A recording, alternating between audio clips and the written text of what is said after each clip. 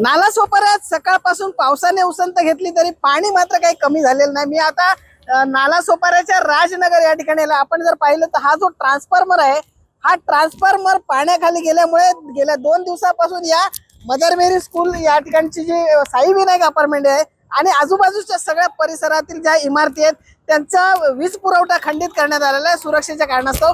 मात्र या ठिकाणचं जे ट्रान्सफॉर्मर आहेत हे हलवण्यासाठी आणि उंच करण्यासाठी या ठिकाणचे जे वीज वितरण कंपनी आहे त्यांना आवाहन केलं होतं, मात्र त्याकडे वीज वितरणने दुर्लक्ष केलं। माझ्यासोबत माजी नगरसेवक, काय सांगाल, काय अवस्था आहे नालासोपाऱ्याची? गेल्या 2 दिवसापासून या परिसरामध्ये म्हणजे आचोळा परिसरामध्ये पाण्याने भरलेला आहे।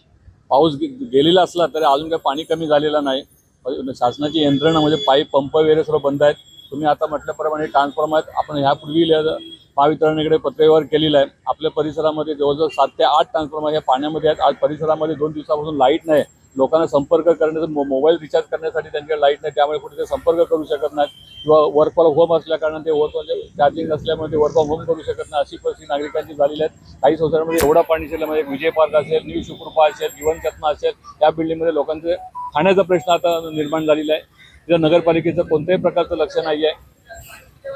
या ठिकाणी जी महानगरपालिका आहे झोपी गेलेली आहे। आपण आपल्यासोबत काही अजून नागरिक आहेत, काय सांगाल, काय परिस्थिती आहे इकडची? हो, आम्ही किती लेटर दिलाय लाईटच्या बद्दल। इथे पाणी नाही, 2 दिवस झाले आम्हाला लाईट नाही, पाणी नाही, पियाचं पाणी नाही, इथे काही येत नाहीये आणि आमच्या हजार मोबाईल पण चार्जिंग कोणाला संपर्क करू शकत नाही आणि 2 दिवस आम्ही कामावर पण जाऊ शकलो नाही, काही ऑफिसला पण सांगू शकलो नाही, अशी परिस्थिती आहे इथे आहे। लाईट वाल्यानं आम्ही किती 4-5 वर्षापासून लाईट दिलंय, किती वर्ष, पण तिथे लक्ष कोण देत नाही, कोणीच लक्ष देत नाही असं सांगितलं होतं। तुम्ही काय सांगाल, काय परिस्थिती आहे इकडची?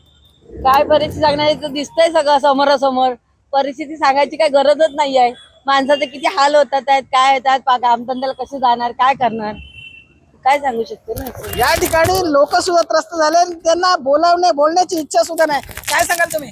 महानगरपालिका पहिली गोष्ट इथं लक्ष देत नाही, त्यांनी लक्ष दिलं पाहिजे। इथं पंप लावले पाहिजे, काय लावले पाहिजे, पंप लावलेत ना?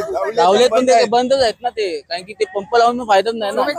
त्यांनी काय MSEBीचा दरवर्षी आम्हाला त्रास आहे की आणि पियाचं पाणी नाही, लाईट नाही, माणसं कसं चालणार आणि एवढ्या पाण्यात माणूस कुठून जाऊ नये, कसं जायला? ट्रान्सफॉर्मर चेंज करायला सांगितलं, त्याचं पण काही करत नाही लक्ष। या ठिकाणी ट्रान्सफॉर्मर चेंज करायला सांगितलं पण केल्यामुळे या ठिकाणचे जे लोक आहेत, रहिवासी जे आहेत, ते काळोखात आहे। कालपासून त्यांच्याकडे पाणी नाहीये आणि या ठिकाणी आता घरात राहायचं कसं, हा सुद्धा एक प्रश्न आहे। आपण जर समोर पाहिलं तर एक कार सुद्धा कालपासून बंद पडलेला आहे, मात्र त्यांना रेस्क्यू करण्यासाठी कोणतीही महापालिकेची यंत्रणा नाही। त्यामुळे या महापालिकेचा भोंगळ कारभार पुन्हा एकदा समोर आलेला आहे।